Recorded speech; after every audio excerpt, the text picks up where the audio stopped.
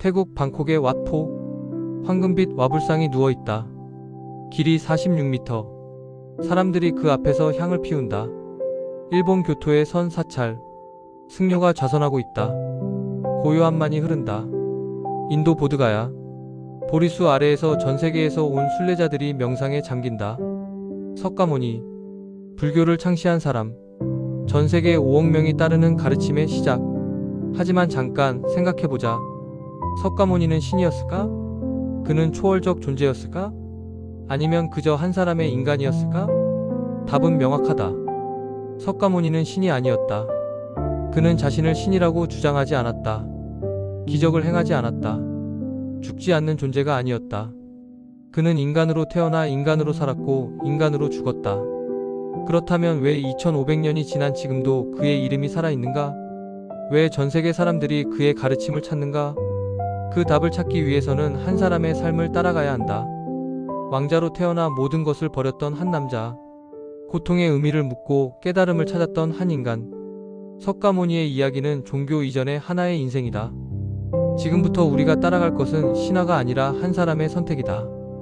기원전 563년 룸비니. 지금의 네팔 남부.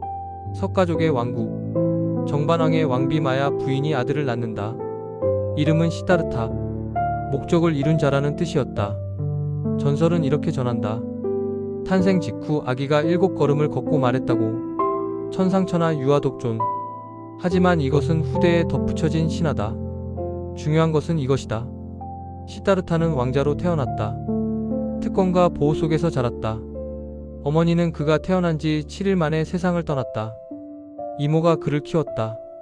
아버지 정반왕은 이 아들을 사랑했다. 그리고 두려워했다. 왜 두려웠을까? 출생 직후 한 현자가 예언했다고 전해진다. 이 아이는 두 가지 길 중 하나를 택할 것입니다. 세속에 머물면 위대한 왕이 될 것이고 출가하면 위대한 수행자가 될 것입니다. 정반왕은 선택했다.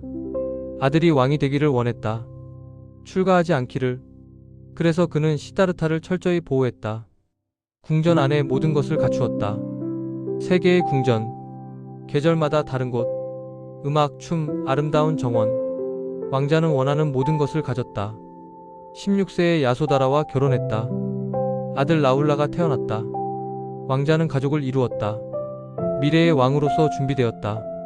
하지만 한 가지가 없었다. 시다르타는 궁전 밖을 본 적이 없었다.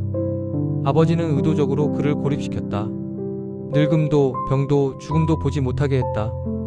고통을 모르게 했다. 왜냐하면 고통을 알면 세상에 대한 의문이 생길 것이기 때문이다.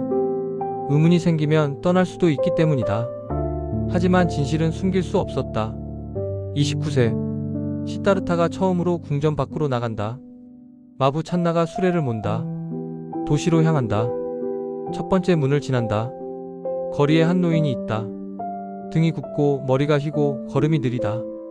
시다르타가 묻는다. 저 사람은 왜 저런가? 찬나가 답한다. 누구나 늙습니다. 왕자님도 언젠가는. 충격. 두 번째 문을 지난다. 병자가 있다.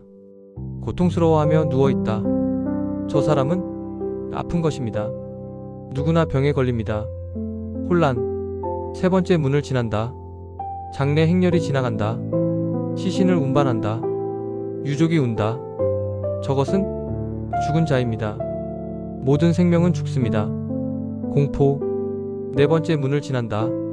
수행자가 걷고 있다. 초라한 옷. 바로 하나.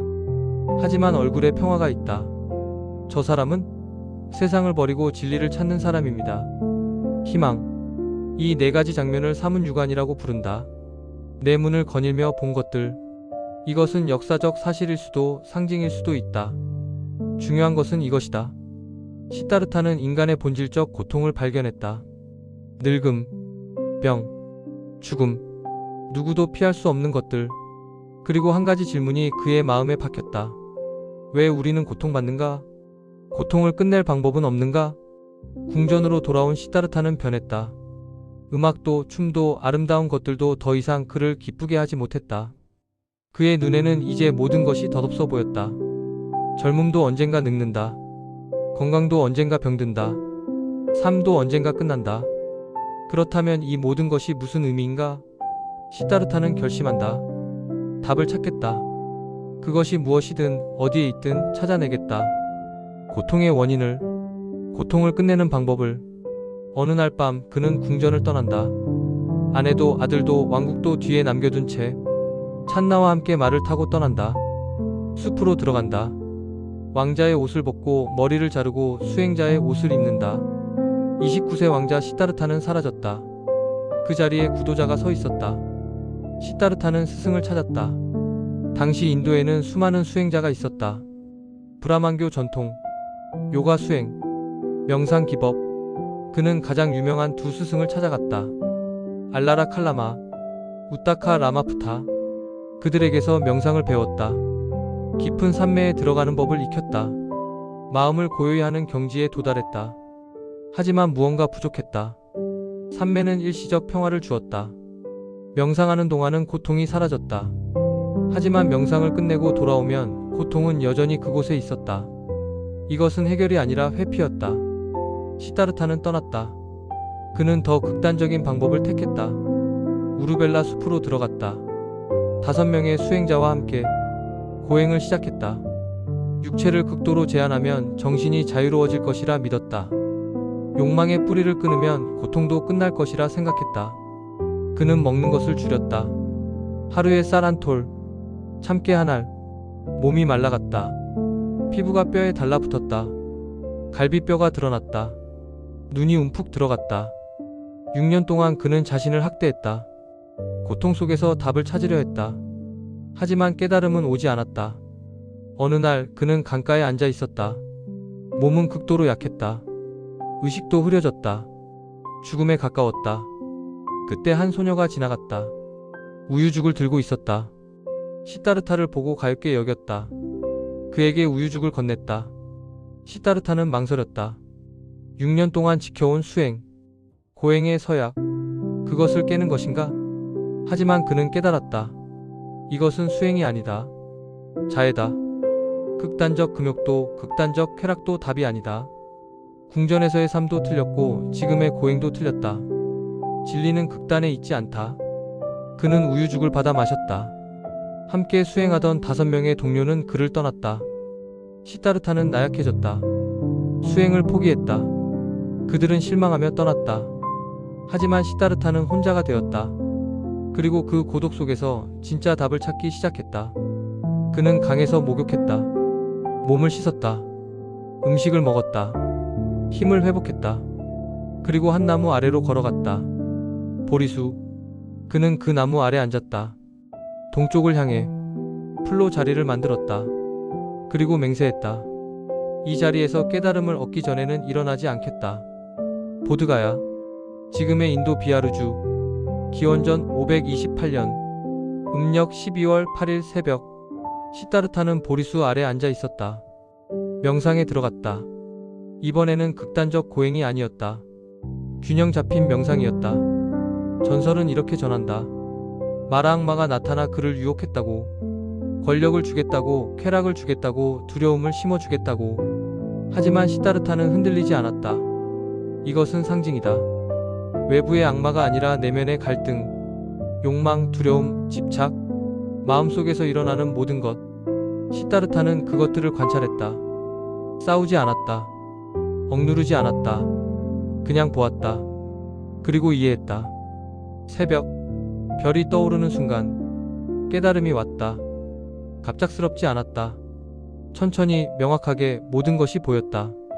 고통의 원인, 고통이 일어나는 방식, 고통을 끝내는 길. 그것은 복잡한 이론이 아니었다. 단순하고 명확한 진리였다. 고통은 집착에서 온다. 우리는 영원하지 않은 것을 영원하기를 바란다. 변하지 않기를 바라는 것이 변한다. 가지고 싶은 것을 가질 수 없다. 버리고 싶은 것을 버릴 수 없다. 집착, 가래, 욕망. 그것이 고통의 뿌리다. 하지만 집착을 내려놓을 수 있다면, 모든 것이 변한다는 사실을 받아들인다면, 욕망에 끌려다니지 않는다면, 고통은 끝난다. 시다르타는 더 깊이 보았다. 모든 것은 연결되어 있다. 원인과 결과. 이것이 있으므로 저것이 있다. 이것이 사라지면 저것도 사라진다. 독립적으로 존재하는 것은 없다. 무아, 나라고 부르는 것도 고정된 실체가 아니다. 끊임없이 변하는 현상의 흐름이다. 집착할 나가 없다면 고통도 없다. 무상, 모든 것은 변한다. 영원한 것은 없다. 이것을 받아들이면 집착이 사라진다. 35세 시다르타는 사라졌다. 그 자리에 붓다가 있었다. 깨어난 자, 그는 신이 된 것이 아니다. 초능력을 얻은 것도 아니다. 단지 진리를 명확히 본 것이다. 인간으로서 도달할 수 있는 가장 깊은 이해에 도달한 것이다. 붓다는 보리수 아래에 머물렀다. 7일 동안 깨달음의 기쁨 속에서 그리고 고민했다. 이 진리를 어떻게 설명하지? 너무 깊다. 너무 미묘하다. 말로 표현하기 어렵다. 사람들이 이해할 수 있을까? 그는 침묵하려 했다. 하지만 다시 생각했다. 어떤 사람들은 이해할 것이다. 조금이라도 도움이 될 것이다. 고통받는 이들을 그냥 둘 수 없다. 그는 일어났다. 첫 번째로 찾아간 것은 5명의 동료였다. 그를 떠났던 수행자들, 사르나트에 있었다. 녹야원, 그들은 시다르타를 보고 무시하려 했다. 수행을 포기한 자가 왔다. 하지만 가까이 다가온 붓다를 보는 순간 그들은 알았다. 무언가 달라졌다. 붓다는 앉았다. 그리고 말하기 시작했다. 첫 설법, 두 극단을 피하라. 쾌락에 빠지는 것도 고행에 매달리는 것도 중도의 길이 있다. 그는 설명했다. 사성제, 고 삶에는 고통이 있다. 집 고통의 원인은 집착이다. 멸 고통은 끝낼 수 있다. 도 고통을 끝내는 길이 있다. 그리고 그 길, 팔정도, 바른 견해, 바른 사유, 바른 말, 바른 행동, 바른 생활, 바른 노력, 바른 마음챙김, 바른 집중. 복잡한 신학이 아니었다. 실천 가능한 길이었다.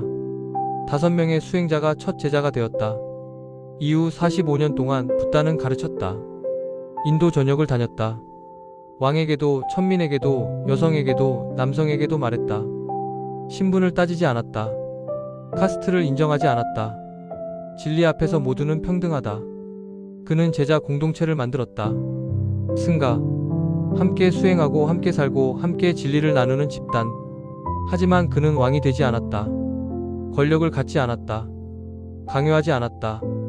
내가 말하는 것을 믿지 말라. 스스로 경험하고 확인하라. 이것이 붓다의 방식이었다. 80세. 붓다는 늙었다. 병들었다. 인간의 몸이었다. 그는 마지막 여행을 떠났다. 제자들과 함께 쿠시나가르로 향했다. 도중에 음식을 먹고 배탈이 났다. 몸이 약해졌다. 하지만 계속 걸었다. 쿠시나가르에 도착했다. 두 그루의 사라수 나무 사이에 누웠다. 오른쪽으로 누워 제자들이 둘러쌌다. 그들은 울었다. 스승님, 가지 마십시오. 붓다는 미소 지었다. 모든 것은 변한다. 만남도 헤어짐도. 슬퍼하지 말라. 내가 가르친 진리가 너희의 스승이다. 그리고 마지막 말을 남겼다. 모든 것은 무상하다. 게으르지 말고 정진하라. 기원전 483년. 붓다는 열반에 들었다. 죽음이었다. 하지만 불교는 이를 완전한 평화라고 부른다. 고통의 굴레에서 완전히 벗어난 상태. 석가모니는 누구였는가? 그는 왕자였다. 권력과 부를 가질 수 있었다. 하지만 선택했다. 고통의 원인을 찾겠다고. 그는 극단을 시도했다. 쾌락도 고행도. 하지만 깨달았다. 극단은 답이 아니라고. 그는 인간이었다. 늙고 병들고 죽었다. 하지만 그 인간의 삶 속에서 깨달음을 얻었다. 신이 되어서가 아니라 인간으로서. 붓다의 위대함은 초월에 있지 않다. 인간성에 있다. 그는 말했다. 내가 할 수 있는 것은 너희도 할 수 있다. 깨달음은 특별한 사람만을 위한 것이 아니다. 누구나 도달할 수 있는 가능성이다. 단지 보려는 의지만 있으면. 고통을 외면하지 않는 용기, 집착을 내려놓는 지혜, 중도를 걷는 균형. 이것이 붓다가 남긴 길이다. 2500년이 지났다. 보리수는 여전히 보드가야에 서 있다. 사람들은 여전히 그 아래 앉는다. 명상한다. 질문한다. 나는 왜 고통받는가? 행복은 무엇인가? 어떻게 살아야 하는가? 붓다는 답을 주었다. 하지만 강요하지 않았다. 신이 되라고 하지 않았다. 단지 깨어나라고 했다. 석가모니의 위대함은 신이어서가 아니라 인간이었기 때문이다. 왕자의 삶을 버리고 고통의 의미를 물었고 깨달음을 찾아냈다. 그리고 그 길을 모든 이와 나누었다. 오늘도 그 길은 열려 있다. 누구나 걸을 수 있는 길, 깨어나는 것, 그것이 붓다가 남긴 유산이다. 석가모니 기원전 563에서 483년 깨달음을 얻은 자, 불교 창시자, 전 세계 5억 신자, 가르침은 지금도 이어지고 있다.